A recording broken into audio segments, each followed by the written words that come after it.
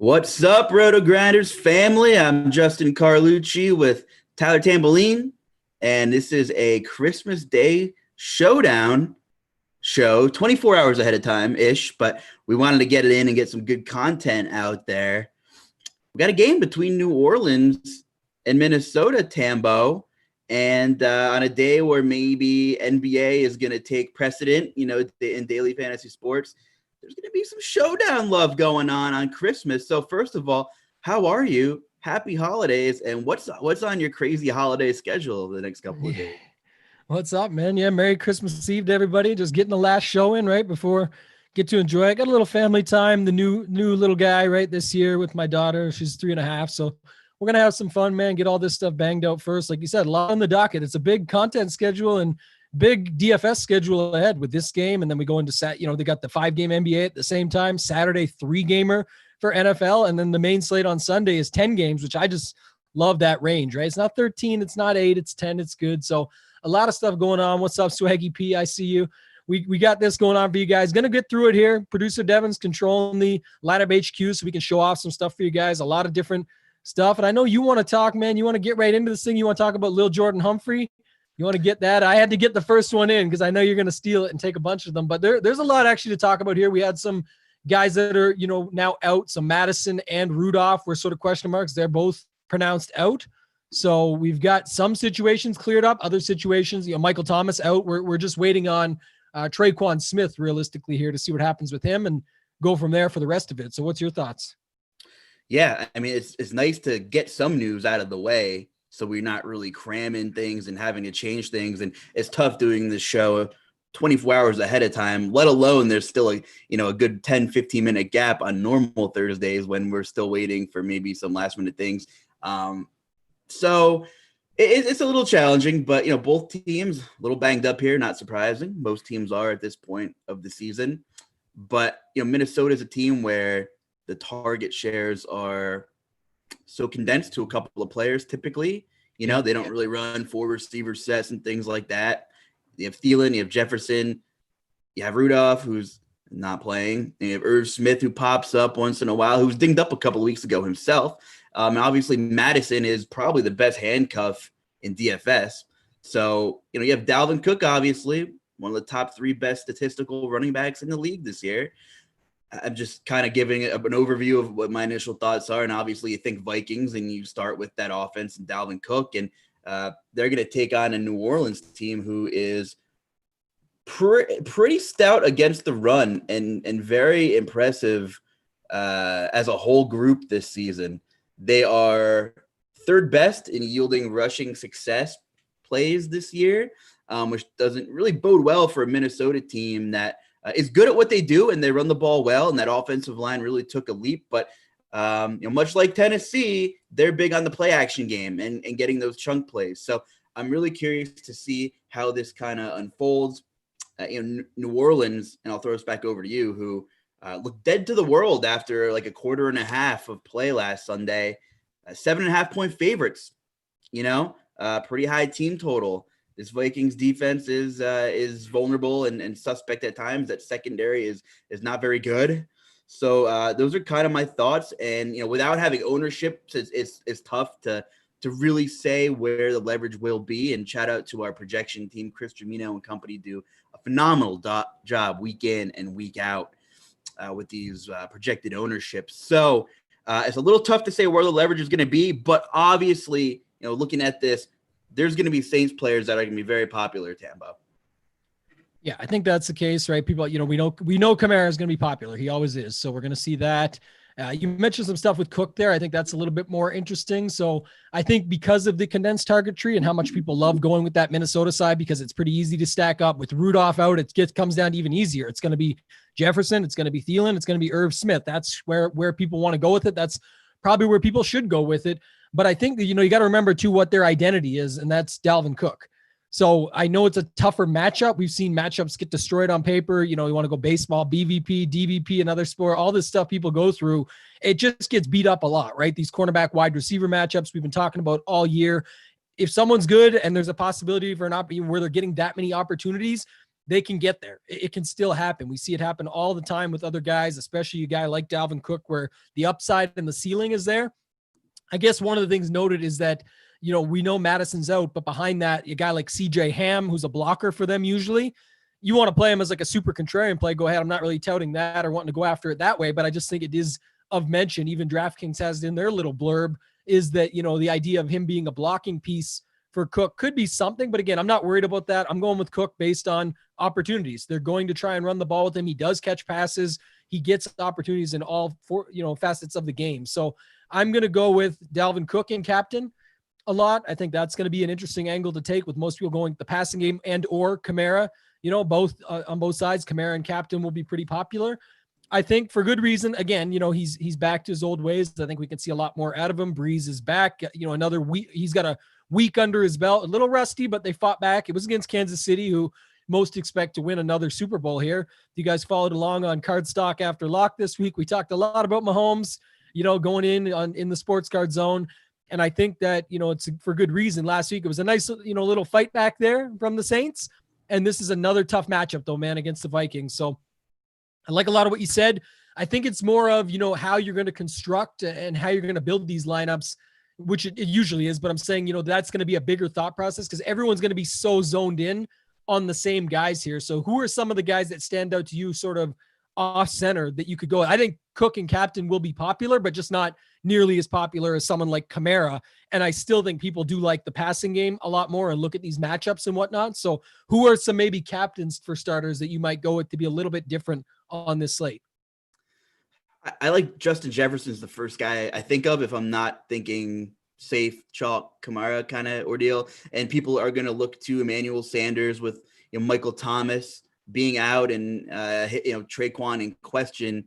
If Traquan is out, I would imagine Sanders will be very popular, sliding in at that probably primary option in that passing game, and should see his fair share of targets. Jared Cook, not a lot of people like to play tight end at captain, so I'm curious to see if he's kind of the next guy in Drew Brees' pecking order there in terms of history and rapport. So I'm curious to see what Jared Cook projected ownership is when we move into tomorrow when we get that type of stuff. But I like Justin Jefferson, and he's really been dominating the air yard market share post bye week for this Minnesota Vikings team.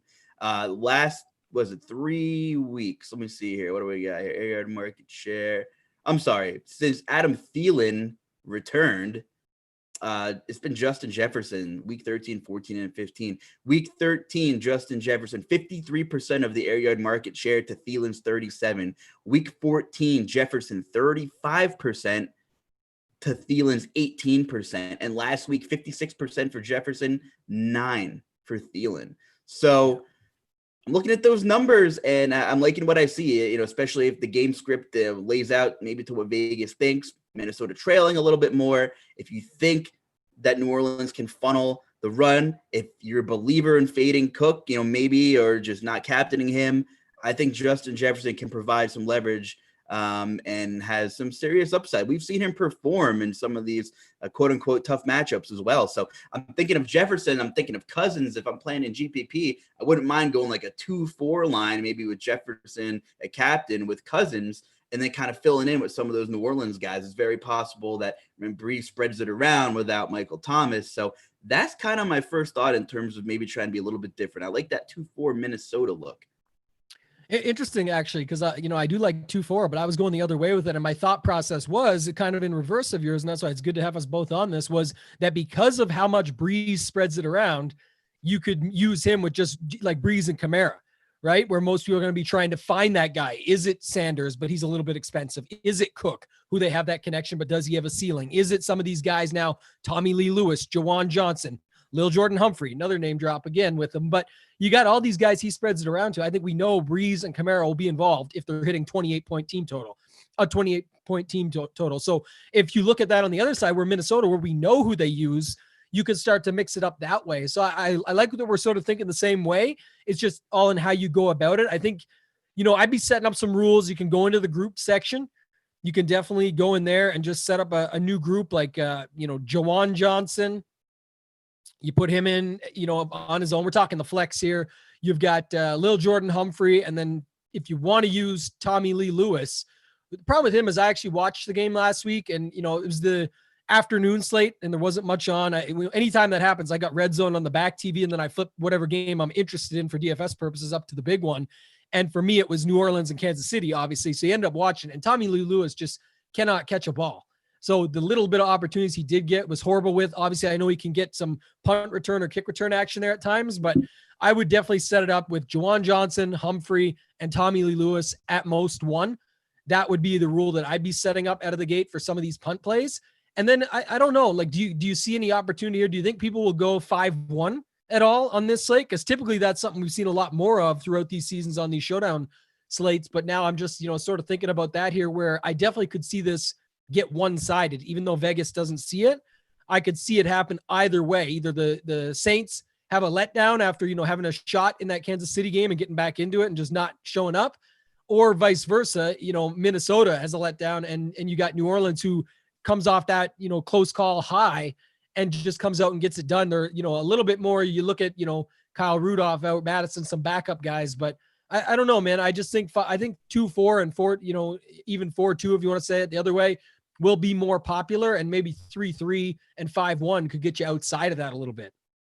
Yeah, that's a good point. I wasn't thinking 5-1 initially, but certainly possible. Certainly possible. I mean, Kirk Cousins isn't a step back and throw guy, so I think a lot of that could ride on if Dalvin Cook is having some rough sledding, right? Like the Chicago games come to mind. The first meeting was really ugly, and Chicago is a team that notoriously kind of gets done against Dalvin Cook.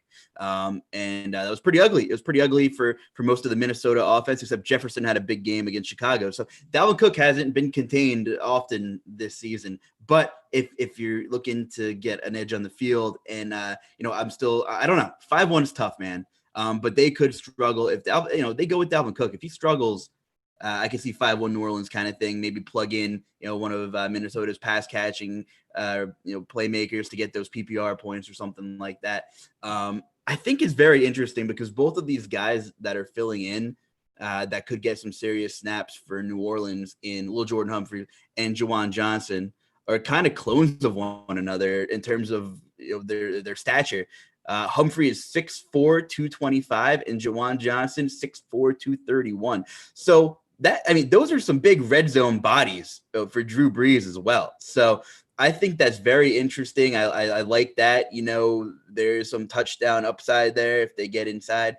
Last week was strange. We saw Latavius Murray catch a touchdown pass. So if you're thinking 5-1 is Latavius Murray, and I know you have to throw correlations out the window, but if you think New Orleans handles, I think you can play Kamara and Latavius together. Although Taysom Hill just wrecks everything, before his emergence of more of this gadget, red zone inside the 10-yard line type of Cam Newton package thing they run now. Latavius Murray had some more rational touchdown upside every slate, but now you even have to think about Taysom Hill if you think he's going to get some work inside of that 5 to 10-yard line, which really hurts pretty much everyone on that New Orleans team when they get the ball in the red zone, including Kamara. Yeah, that's sort of the thing about it. I definitely don't mind playing them together. I think you just got to build it accordingly, and that's where I'm saying even you could still do a 4-2 with it. I would still put Kamara in the flex, in the captain, because I think it's going to be him that does it. Where I want to use guys like Latavius Murray and just down the board, even some of these cheaper wide receivers like a Cook or, as a tight end there, or if you use like one of those cheaper wide receivers, it's just to jam everybody else in. Right. We've talked about this in the past on this show. I know I've talked about it with Chopper on the Sunday premium shows that we do for Sunday Night Football. And sometimes when you're putting those cheaper guys in, first off, they're much less owned in the captain slot. So you're already getting a little bit unique in that sense. And then second of all, you normally, can fit everybody else in. And if they're the highest points per dollar guy, then you can still get a lot out of it, because now with the guys you're fitting all those raw points in the flex, it can really start to add up and you can see yourself leverage up that way. So I think that's how I'm looking to go that way. If I'm doing something like, I don't know if you can show it here, maybe take Kamara out of the captain, plug in our guy, Lil Jordan Humphrey. I'm going to say he's going to go back to back here and get in, and we'll put him in the captain slot and just show how much money you've got left over is 92.20. So now we're not going to fill it all and just put a few more guys. Put Kamara, put Jefferson, and then put Breeze. And one thing we're going to talk about here too in a second, but we can do it with this conversation. Scroll back up. It's 7,650 left. Still a bunch of money left over. Is that, we're going to expect Humphrey to catch this pass. So that hooks him up. But Kamara's essentially a wide receiver, right? When he's dual threat, especially with Breeze back. So he's going to do both. So you're using him in there with Jefferson the other way. You could take out Jefferson. I mean, 7,650, you can do whatever you want. We'll go to 4 slots here. Now take out Jefferson and plug in Cook. I think a lot of people struggle with 2 running backs in the same lineup because how does that work? But it's totally different when it's 2 high-end running backs like this that get there both ways. The story is told. If Cook's the only guy scoring for that side, but he's not the captain scorer or he's not the highest, you still have 6,250. So you could still get a Sanders and a cheap guy, or you could still get a Thielen and a cheap guy. There's a lot of ways that you can go with this and fit in plenty of lineups that still work. And this is just one example, but essentially if Humphrey does anything, you're feeling pretty good about what your flex looks like. And again, I think most people are going to be feeling the other way where they're going to have Kamara in the captain. He does his job, but then you're needing 2 good things to happen in the flex. Again, you still need more good things to happen here in the flex. I'm not saying that. I'm saying that if Humphrey does anything, you're feeling pretty good about the rest of those slots, that you have all these studs that should have a floor ceiling combination that's solid enough to get you up to the top. And you're already unique because of that captain. You can get even more unique by leaving money on the table. There's a lot of ways you can go about this. And if Cook is the guy, he's the only one that does anything for Minnesota this week, scores a couple rushing touchdowns. Yes, it's nice to have that in the captain, of course, but what if because the spread of Breeze and you only have 20 lineups, let's say that Breeze spreads it around, you can't cover every combination. Somebody else has it. That's where you run into a little bit more challenge. Whereas if you've got him in the flex and then Humphrey just does anything, you're getting all those raw points elsewhere, assuming these guys just do their job of what we would normally see week to week. So definitely like that setup for some lineups, and they're not as aggressive as a push. I'm just looking at some things. You make a lot of great points, and I'm just kind of going off on a different tangent, maybe a different discussion that I'm a little worried about Kirk Cousins. I'm a little worried about this offense going as a whole. So I think your 5-1 look New Orleans is in play. And I think maybe you can play the onslaught a little bit there, like the clock management control game. If you want to be really different, play Kamara, maybe Taysom Hill, maybe Murray, probably not all 3, but Kamara is one who can get it done, with catching passes if it's an uglier game. I'm just looking at one of our great tools here on Rotogrinder, Gridiron IQ, and there's a ton of great stuff. There's a million reasons to get Rotogrinders premium subscriptions, whether it's ownership projections, premium shows, but Gridiron IQ is certainly one of them. And I'm looking at the passing metrics here. Offensively, Minnesota is dead last in pressure percentage, meaning protecting Kirk Cousins. They are, 10th or 11th worst in sack percentage. They're second worst in clean pocket percentage via Gridiron IQ. So I'm looking over at the New Orleans side of the ball in terms of pressure rates and things like that and getting Cousins uncomfortable. They are second in pressure percentage defensively. They are 6th in sack percentage. And they are second in terms of clean pocket percentage defensively, meaning they are going to wreak some havoc up front. Statistically, they should against Kirk Cousins and company here. It could get ugly if New Orleans is able to contain Dalvin, and they are pretty good against the run, and numbers show that as well. Kirk Cousins is not one of those guys. I mean, you think of guys who excel under heat, under pressure. You don't think of Kirk Cousins, right? Like, you don't think of him, those off-script plays. So we're talking about a guy, don't forget, I know it's Friday, but we're talking about a guy that just got his first win on Monday Night Football ever recently, right? Like, what was he? Is he 1-9 now or something? So, under the lights, and this will be the Christmas lights. So under the Christmas lights, we haven't seen him do too well in the past in these, island games, if you will. So I could see this. And that's what I was trying to say earlier. And you're coming on to it here now is, you know what I mean? This is a spot. We didn't talk about defense and kicker, right? But that New Orleans defense, like you said, if the whole, premise of this is, again, if it doesn't work out, the lineup's dead anyway. Once you build it this way and you're building for this scenario to happen, if it's done, it's done. But I'm like, to your point, they get pressure. It would slow down Cook. It would make for a better spot for Jefferson or Thielen. Take your pick, or whoever you want to use over there. I'm just saying you would have the money, but you could use Kamara, the Saints, Latavius Murray, and then get one guy coming back, make it Jefferson because you like him, and then see what that looks like. And there is definitely a scenario for that to happen. Like I said, like if the Saints come out and say, well, look, we didn't win last week, but we put up a damn good fight against, the Super Bowl defending champions and a team that's the favorite to win it this year, the MVP favorite, Patrick Mahomes, a guy at tight end in Kelsey who's doing everything in his, he's the best wide receiver in the league and he's a tight end. So you've got this top end team that you're going up against. You put up a real good fight. That gives you some confidence sometimes, man. And then you can come out and say, look, we're that good. We just hung with these guys after a really slow start. Let's go out here and just put it on Kirk Cousins in prime time and these Minnesota Vikings. And that's where it gets a little bit more interesting, right? That's where they could come into play. And these 5-1s or 4-2s with New Orleans, to your point earlier, could really come into play and get some action out there that way. So I definitely don't hate it. That's for sure. And thus being said, just playing at the flip of the coin here, it is strength against strength here. Minnesota run game. They rank very high in a lot of rushing metrics.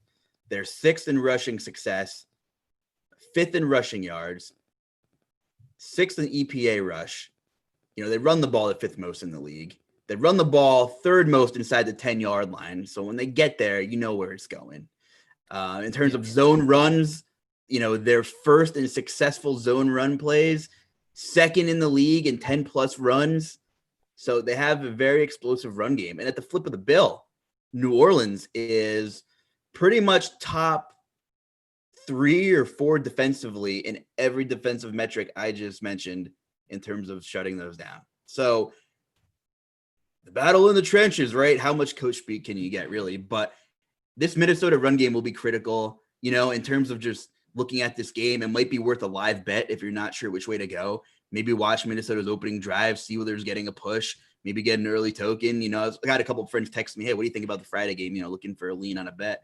This might be a good live bet situation here. They're a team that likes to run the ball. Obviously, they're good at it. The Saints are good at shutting it down, but they got to run the ball to open up that play action game. So, and that'll take some pressure off Kirk Cousins. So I like the live bet kind of call here. Kind of just feel it out for a drive, maybe 2, see what the odds are. But it is strength on strength here for Minnesota. Don't get it twisted. So, if they can get that run game going early, Kirk Cousins has a little time. I mean, there's a shot here. But I like that 5-1 call you kind of brought up. But, I know Dalvin's going to garner a lot of ownership here. And just from a large field GPP perspective, I don't think I'm looking at him at captain. Yeah, well, it's like I said, it's tough to go there, but it's just one option. And like I said, you're looking at it from a couple different angles. I'm going to build it out for those scenarios. I just think that's I really do, there's only 3 ways to look at it. So it's Minnesota smashes, New Orleans smashes, or they both go back and forth. I don't know if I see this game like the totals, the Vegas stuff. I'm trusting a little bit more, and maybe that's, shame on me, but I think one side is going to score a lot of points or both sides are going to score a lot of points. That's just how I see it. I know that they've got 2 good defenses and you could see that, but I don't know, man. Christmas Day, I feel like a show's coming. I know they want to get it's nothing you could do. I'm not saying it's rigged or something like that. I'm not like this conspiracy theorist. I'm saying it just feels like it's the only game. It's the showdown game. People want to see points. These 2 teams know how to score. This is 2 good coaches, 2 great teams. They definitely have some defenses there, but they've got enough weapons and both teams are fairly healthy. I don't think worried about, Jameis Winston at the strip club as a backup quarterback or worried about, Kyle Rudolph. The only sad part about that is the Christmas joke we lose for Rudolph, the red zone reindeer that we've had years past, that he could score. That's really all we lost. We don't have a lot of guys that we care about. Madison is not some big threat that we're like, oh man, the slate's been turned upside down, as they say these days. Nothing really has happened here. Mike Thomas missing is really the only piece, but it was to be expected. So it's not like we're going in blind here. We've got Breeze back, a week healthier. I mean, we've talked about a lot of it here. I think that's sort of the angles I'm looking at. Do you see a scenario where this game is like 14-9 or something like stupid like that with 3 field goals and a couple touchdowns, or is that? I guess you're building lots of lineups. It's always good to cover your angles, but you can only cover so many. You can't cover them all. You got to take some stands. You got to have a little bit of conviction. And for me, that's the case. So that's why I'm so heavy leaning to like even experimenting with some of these 5-1s where I don't think people will go. The 4-2s, as we talked about, we like from both angles. And then even 3-3s, if people aren't going to be on them, that sort of gets you that nice back and forth look. There's a lot of nice 3-3s that leave some money on the table that I've seen just hand building some stuff and messing around, where I think that that's feasible, but we're covering all those. I'm just trying to say how I see the games going. I don't see an under happening here. Do you see an under? That's really what the question comes down to. No, I don't. I was trying to play both sides, play some devil's advocate in my head, but I don't see an under. Drew Brees in the dome, Kirk Cousins in the dome too is big, I think, as well. So I do like that. And I think if Minnesota is able to get it going a little bit, that'll put New Orleans on their heels. And I think they can do just enough damage to hit the over. I'm with you there. I do favor New Orleans in this game, gun to head. I think they win. Well, I think that was the last line I saw 7.5. I'm not sure if I like the hook. But what is the total right now without looking? My gut says 59, or what is it, 49 or 50? Say 59, no way. Yeah. Scroll up for us there, producer Devin. You got us? It's right. Oh, it was already there. So yeah, 40, 50 and change. So I like it. I like the over there. Yeah. I like that a lot. So I don't know if I love the over, like we're talking about sports betting here for a second. I don't know if I love pounding the over. I just, like I said, because that's where you're going to sweat it. But I'm saying, I think there'll be a nice little sweat if you get the over bet. I think you'll be in good shape, but if it ends at 48 is all my point is we still got one team getting there or both.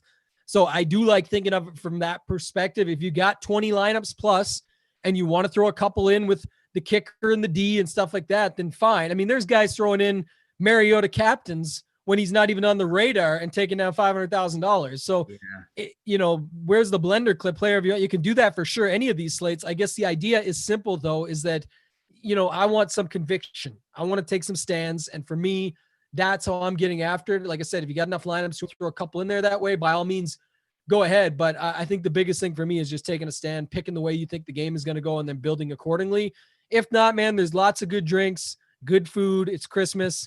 There's NBA late slates. There's lots of things you can get involved in if it doesn't go your way. But for me, that's sort of how it shapes out. Anything else you want to add here, Justin? No, I mean, just defenses tend to go under-owned typically, unless it's a total, backup quarterback starting kind of thing. We saw a couple weeks ago where there was some chalk Steelers defense. By the way, what a brutal showdown game that must have been. But I do like, as a flex, I do like the Saints D 4,200. We saw the pressure metrics. Whenever there's pressure, there's more of a chance for some unscripted turnover. There's chaos potential there. So scoop and score, pick six, anything, fumble recoveries. They have a lot of sacks this season. So I do not mind the Saints defense. And I think it's plausible that you can, play the over and have the Saints defense in there as well. That's what you shoot for when you look for defenses in fantasy nowadays. You don't say, well, if Minnesota scores 25 points, the Saints can still meet value. It's not ideal, but one play is all it takes, a handful of sacks, an interception. It's plausible for sure. And for sure. And I'll just bring up real quick, because it's a great point. Two things. One, we just talked about the Cousins situation where he could get smashed on this thing, but guess what? Let's say it's a pick six out of the gate and you go, oh, here we go. There'll be 30 seconds off the clock, let's call it. And he's right back out on the field with all of his weapons. And now they got to go to work with checkdowns to Cook, passes to Jefferson, air yards we talked about, Thielen, et cetera, et cetera. The list goes on. Irv Smith, all those guys we mentioned. So it can definitely happen. And I'll never forget this. The Mexico game, Kansas City and the Rams, that was like what, 100 something points, 104 points. It was tracking. I think it went over 100. I can't recall 100%, but I'm pretty sure it was like 104 points. And both defenses got there in that. I mean, everybody got there in that game. There was 100 something points. But my point is that everyone, defense wasn't included because a lot of people weren't including defense in their builds because they knew this thing was going way over. They were expecting 70, 80 points. But you got to remember, defense gets 10 out of the gate and then could start racking them up. Well, points are getting scored. Yes, they're coming back down to earth, but then you get the sacks, the scoop and scores, the pick sixes. Everyone gets hyped up when this stuff's going on. And that's what I'm saying here. And you definitely have the opportunity between these two sides. I definitely do favor the Saints with you, but I kind of like the Saints more. This will sound weird, but I like the Saints more as like a captain if I'm going to do it, because I think nobody wants to go that way with it, where I'm just like, if they're going to do it, they're going to do it.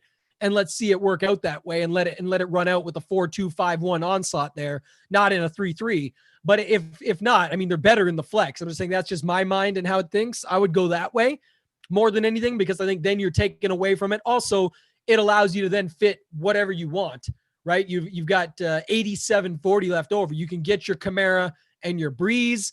You can run it back with your Jefferson, and you still got $6,400 with 2 slots left. So that's just Hear me out though.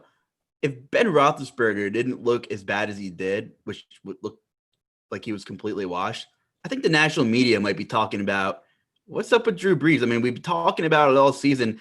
You look at the box score, he threw 3 touchdowns, still struggled to put the ball down the field. He completed less than 50% of his passes against the Kansas City defense.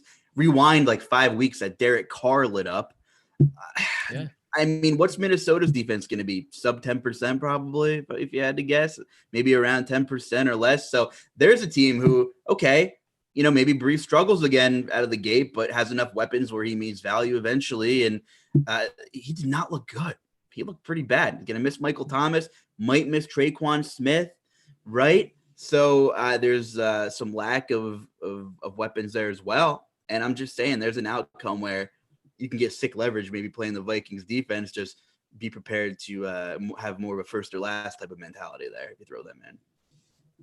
Yeah, and if you look sort of how that build shakes out, it's not bad either because, I would probably use them in the flex more so. I don't know if they're going to just destroy, but then you could that's how you could make your Cook captain lineups a little bit different, or that's how you could get, your Jefferson on or your Thielen on in the captain slot, have Cook in the flex, where again, maybe he's more popular once the ownership comes out in the captain slot, where people are going to, if they're going to go Minnesota, they're going to say it's Cook that does the damage, but who knows? That might not be the case. Like we said earlier, they like to run and they do it a lot, but that's why we're flipping it a little bit here, looking at some different angles on the way out. I definitely don't hate that line of thinking. And I know anybody that had their lineup set up that way with the opposite defense the other night in that Steelers game that you referenced, Steelers, I hate the, don't play the D anymore. Cause if you actually go back and look, I know some people have done a lot of studies on these showdown slates. Now that we have some large sample sizes, defense is actually very popular in the optimal builds. Usually in the flex, you obviously just one. Well, usually I should say not obviously, but usually just one, not both defenses. I'm not saying to put 2 Ds and 2 kickers